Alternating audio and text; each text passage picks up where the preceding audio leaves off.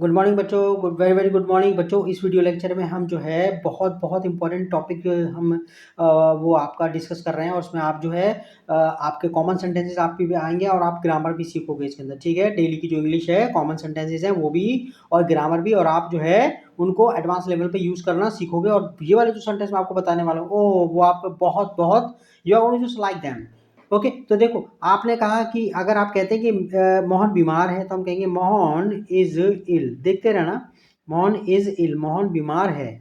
ठीक है, ये आपने कहा होना, तो ये आप प्रेजेंट सिंपल ही मानो क्योंकि बी की फॉर्म है। बहुत से टीचर कह रहे हो कि किसी टेंस का ये सेंटेंस नहीं है, लेकिन ये भाई प्रेजेंट की बात हो रही है और कोई फैक्ट बता रहा है तो प्रेजेंट सिंपल में ही माना जाता है वो। ठीक है, चलो टेंस में मत मानो, लेकिन यहाँ पर कोई होना बता रहे हैं कि मोहन इज इल, मोहन बीमार है।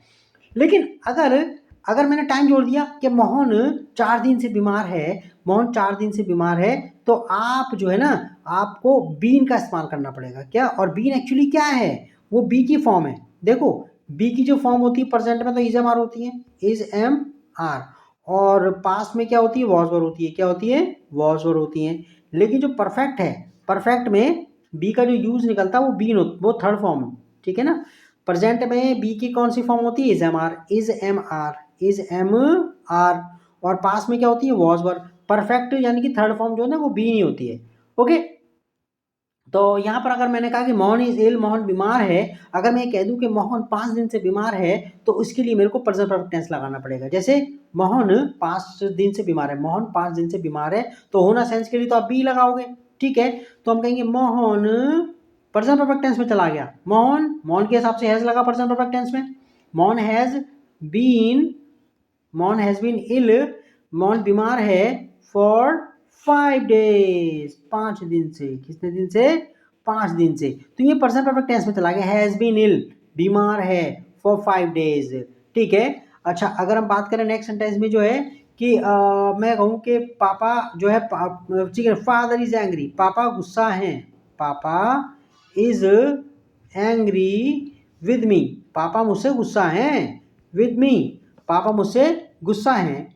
लेकिन अगर मैं एक वाली बात में कहूँ कि पापा मुझसे 1 हफ्ते से गुस्सा है, पापा मुझसे 1 हफ्ते से गुस्सा है, तो मेरे को प्रेजेंट परफेक्ट टेंस लगाना पड़ेगा। मैंने टाइम क्योंकि इंक्लूड कर दिया। पापा मुझसे 1 हफ्ते से गुस्सा है, मतलब 1 हफ्ते से वो मेरे पे गुस्सा है वो। ठीक है, तो क्या लिखेंगे? फादर। ठीक है, क्या बनेगा? फादर। अब देखो, father has been angry with me. क्या? Has been angry with me, पापा मुझसे गुस्सा हैं फॉर 1 वीक, फॉर 1 वीक। ठीक है, तो हैज बीन एंग्री ये कौन सा टेंस लग गया? प्रेजेंट परफेक्ट टेंस है। Father, father has been, father has been angry with me for, क्योंकि टाइम जोड़ दिया ना, फॉर 1 वीक। ठीक है ना, 1 हफ्ते से गुस्सा है, तो ये प्रेजेंट परफेक्ट टेंस में चला गया। ठीक है, तो हम जो है आप जो है आप एक से एक सेंटेंस और बना लेते हैं कि जो है आप ये कहोगे कि भाई वो हो गया सेंटेंस, होना बीमार होने वाले में हो गया। ठीक है, अच्छा वो हम कहेंगे वो हॉस्पिटल में, ही इज इन हॉस्पिटल, कोई किसी बंदे के लिए हम यूज कर रहे हैं उसमें। ओके, अच्छा देखो, ही, हम कहें he has been, he is ill, नहीं, he is in hospital, he is in hospital. ठीक है ना, हॉस्पिटल। ठीक है, वो हॉस्पिटल में है, वो हॉस्पिटल में है, ही इज इन हॉस्पिटल। लेकिन हमने कहा उसे वो हॉस्पिटल में 1 हफ्ते से है। ठीक है ना, 1 हफ्ते से या फिर आपका 20 दिन से, जो भी आपने ले, जैसी टाइम जोड़ेंगे तो ये जो है ना ये बी की फॉर्म है, ये प्रेजेंट परफेक्ट पूरा टेंस प्रेजेंट परफेक्ट टेंस में चला जाएगा। तो हम कहें वो 20 दिन से हॉस्पिटल में, कहेंगे he has been in hospital, hospital for 20 days, 20 दिन से। ठीक है ना, तो ये हैज बीन जैसी मैंने कहा ना 20 दिन से, 20 दिन से जैसी कहा है, ये सीधा प्रेजेंट परफेक्ट टेंस में चला जाएगा। किसमें चला जाएगा? He has been in hospital, वो हॉस्पिटल में है फॉर 20 डेज। ठीक है, अच्छा इसमें एक सेंटेंस और बना लेते हैं। हम कहें भाई हम ये बात करें कि भाई वो देखो, हमें कहें कि मार्क एंड लिज। ठीक है ना, मार्क एंड लिज 2 बंदे हैं, एक ठीक है, मार्क लड़का है, लिज लड़की है, लिज आर मैरिड, ठीक है। ओके, मार्क एंड लिज शादीशुदा हैं, मार्क एंड लिज शादीशुदा हैं, तो ये आपका ये प्रेजेंट सिंपल में एक तरह से आ गया कि वो हैं।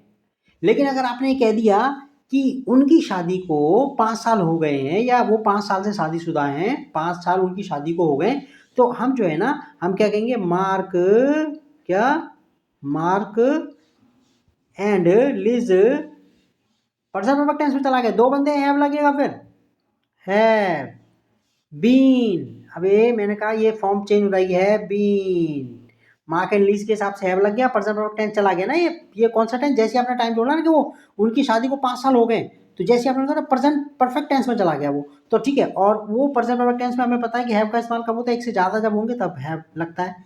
तो Mark and Liz have been married